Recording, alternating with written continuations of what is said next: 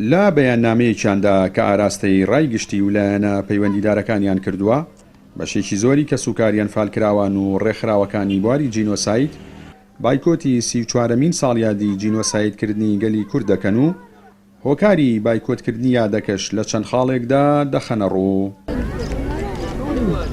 یەکەم چەمچەماڵ کە کوردستانی خستووەتە سەر نەخشەی جیهانی وزە و هەشتەم وڵاتی یەدەجی غازی سروشتیە لەسەر ئاشتی جیهان کەچی خۆی ئاوی خواردنەوەی نییە.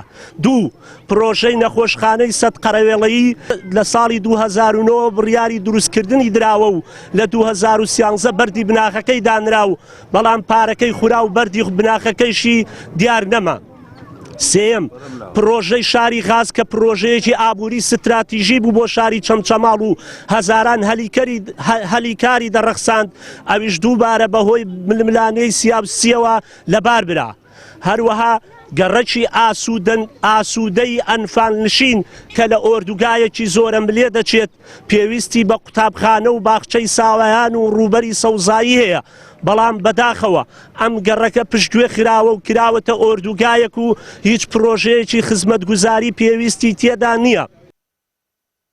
بەهۆی بێبەڵێنی و خەمساردی بەرپرسانی هەرێمی کوردستان کە ماوەی زیاتر لە 30 ساڵە قۆرخی هەموو جومگا گرنگ و هەستیارەکانی حکومڕانیان کردووە، تووڕەی و نیگەرانی کەسوکاریان فالکراوان گەیشتووەتە لووتکە. ئەوان دەڵێن دوای 34 ساڵ لە کارەساتی ئەنفال لا سەرەتایی ترین خزمەتگوزاریەکان بێبەشن و ئاوی خواردنەوەیان بە زەحمەت پێدەدرێت. بڵێن خۆم 4 کەسم ئەنفالە لە ماڵ خۆمان 7 کەسم ئەنفالە، ئێستا ئێمە ئەومان نیە ئێوارە ئەوم کڕیوە کە لە مەزبەکە دانیچین، ئەومان نییە ئەوم کڕیوارە بەخوا کە ئەوم کڕیوە. ئێستا ئەم پیاوانە کول لە حکوومەتی عێراقیەوە کولی نەفرە 600,000مان بۆ دێش لەم پارەی ئێستا ئەمان بەو 4 کەسە 900,000 دەنمن، 950 بڕیوە 900 دەدەن ئێمە بە ئێماڵێ حکوومەتی چی؟ هیچ ژیانێکمان نەماوە، هیچ ژیانمان نەماوە لە مەزبەعە دانیشتین. وامان لێ هاتەوە بێزار بووینە لە بوون زبالە و بوون هین کوشتمانێتی، هەروەک دوکان مریشکانمان لێ هاتە بوون زبالە و مریشک و هین کوشتمانێتی خزمەتگوزاریمان بۆ نەکراوە. ئەو یاد ئەنفال نەکا بێت یاد کۆڵانەکانمان پاکەوە کات خزمەت ئەنفال واکرێت.